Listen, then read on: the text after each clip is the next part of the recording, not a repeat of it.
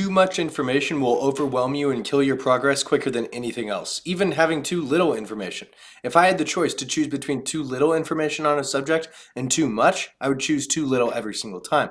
And the reason why is because overload on information, especially in this information gathering age, will stop you from taking action, which is where your actual goals are achieved.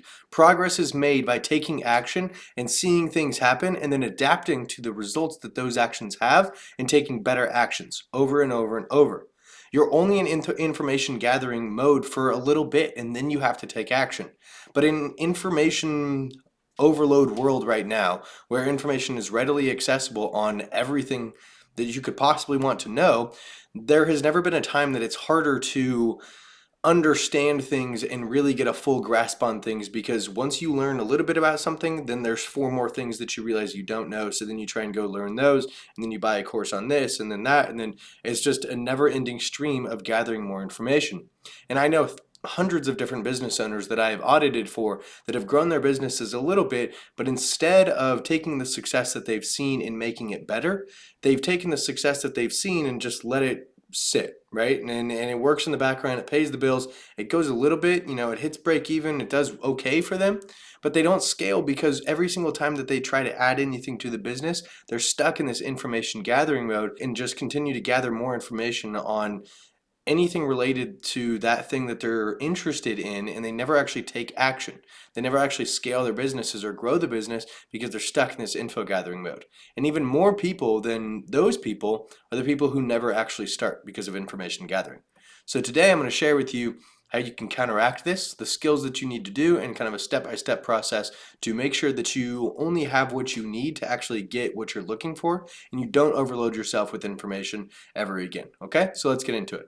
So simplicity is the ultimate driver of good progress. And when I say good progress, I mean progress where you do something and then that action moves your business forward for a consistent, predictable amount of time. See, a lot of people, they think progress, but then when they do something to get some progress and make some progress in their brands, they don't know whether, even if they put their foot down on the pedal, the car or the business is going to move forward. They don't know which direction it's going to go, and they don't even know for how long it's going to go. And a lot of times they don't even know if they push their foot down on the pedal and execute on something if the business is going to move forward, right? They have no idea. There's nothing predictable. And so if you want good progress, you need to keep things simple. And these people have extremely complex systems, but the businesses stay the same.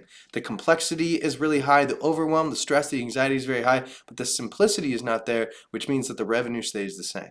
Okay, so let's talk about the rule of four. The rule of four comes from Malcolm Gladwell's book called Blink, the Power of Thinking Without Thinking. It talks about intuition and using kind of your gut and logic together to make the best decisions possible.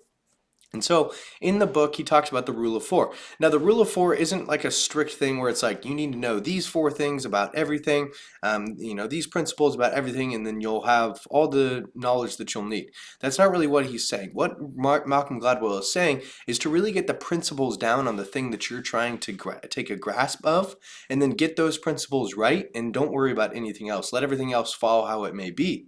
And then in regards to that rule of four, use your intuition on most of it, right? You obviously use logic, use your research, but your gut is pretty darn smart.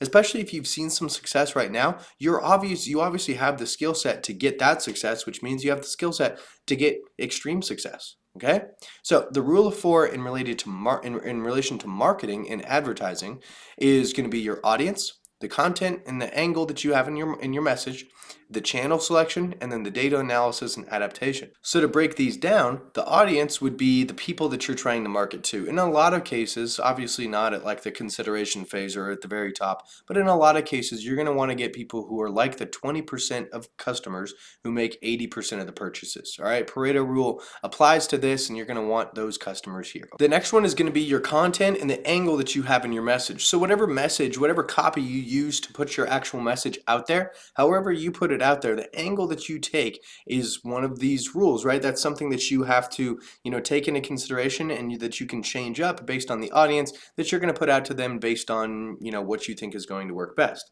The next part of this is going to be the channel selection. Channel selection and audience are usually like kind of one and the same. So if you have an audience of people who are, teenagers, obviously you're going to want a channel that's not, like an old person channel. You're not going to want to use like LinkedIn or something like that. I'm on LinkedIn, but I'm not old, but you know what I'm saying. So channel selection is going to kind of go along with your audience. So if you have a group of younger people, obviously Instagram and TikTok are going to be the way you want to go. But that's going to kind of determine your channel selection. And again, you don't have to sit there and spend weeks trying to figure out your channel. You don't have to sit there and do all this research and get courses on which channel is the best and market research and that. You just go with your gut. Say, okay, cool. Most people are on Facebook. Let's try Facebook and Instagram. Let's try Meta and see what we get here, with the channel. And then that's it. And that's all the decision that you have to make. And that's why this marketing rule of 4 makes it easy, because you just kind of go with your gut on a lot of these. Like audience, I mean, shoot, most people know their audience pretty darn well, or have kind of a grasp of it. You don't need to go into a full 4-month thing on figuring out who your audience is. You just go with your gut. And that's why this, again, marketing rule 4 makes it simple. And then data analysis and adaptation. I added adaptation. I think data analysis just kind of, covers this as a whole and what you're really looking at here. But you do need to analyze the results here, because if you don't analyze the results, then you're not going to know what worked. But as kind of an addition to that and a bonus, you need to adapt. So whatever results that you have that you analyze from these 4 things here, you need to adapt them, right? You need to adapt based on what's working best. Your marketing is obviously going to work a little bit at the beginning, and then you have to adapt based on what's working and what's not working, right? And then you continue to adapt the message or the audience or the channel that you're on over and over and over until you get the best possible combination of all these things, all right? Beyond 4 things, your brain just works way too hard to actually get any progress. So this affects us, but it also affects other people, right? It also affects our consumers. So here's how it affects us. It affects us because there's paralysis by analysis. I'm sure you've heard this before, but overthinking and overanalyzing leads to indecision, right? Too much information leaves you stuck in that information gathering mode, and you never take action, which is actually what's going to get you the results.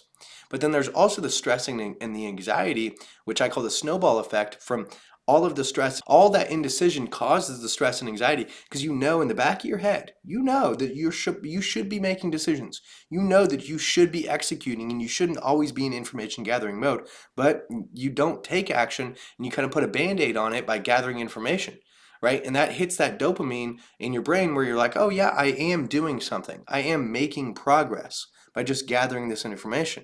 But it's not actually what's going to grow you, right? It's not that action that you should be taking, and that sticks in the back of your head, right? And so that it causes stress and it causes anxiety, and it starts to grow and grow and grow. And this band-aid that we put over it with just more information doesn't always cover it, okay? So this also affects our profits, like I was saying. This affects our consumers because if we overwhelm them with too many choices, right? Too many products to buy, they're not going to make any choice at all. Too many choices means no choice. There's also decision fatigue. Have you ever been taking those quizzes on like BuzzFeed? Where decision fatigue in regards to this is where, let's say the quiz is 70 questions. If you're 10 questions in and you're like, man, I hope this is over in like 3 questions, and you look and you're not even 10% of the way through, and you see that there's 120 more questions, and you're like, oh man, I'm not doing this at all. And you don't make the final decision, which is submit your information to actually get the result of the quiz. So decision fatigue comes when there's too much to do to actually get through the entire process. So your processes can be like this. If it's too hard for your customers to make a sale, they're not going to make the sale at all. They're not going to finish your sales funnels. I know a guy, he has 12 upsells in his process. Most people never even see number 4. That's why the maximum amount of upsells that I have is like 3 max, right? And I rarely use 3. I use like 1 or 2 most of the time, right? And so this decision fatigue can really affect your customers, especially if you have like a lot of information that they have to go through to make that final decision. Obviously, this is product, relative. If you're selling a car, they need more information, but you know what I mean. Adapt it to your products. I've seen this specifically on sales pages. Some people do it on emails, but it's mostly done on sales pages where there's just way too much. So the way that I write sales pages, it's a lot at the top, and then at the bottom, I counter all of the objections by turning them into sales points, right? But the thing is, I take all of those objections and I just take the first like 10 of them, like the top 10 that I can think of. So most people have like 100 objections. Like sometimes I'll write like almost 200 objections to a certain product, and then I'll take the top 10 that I think would be the best, and those are the ones that I use in the sales page for a client. But most of the time, though, like people will put out an unbelievable amount of these sales points at the bottom of these sales pages, and it just looks terrible. It's just way too much information. It looks like you're trying way too hard, and people just see right through that. it just doesn't look good.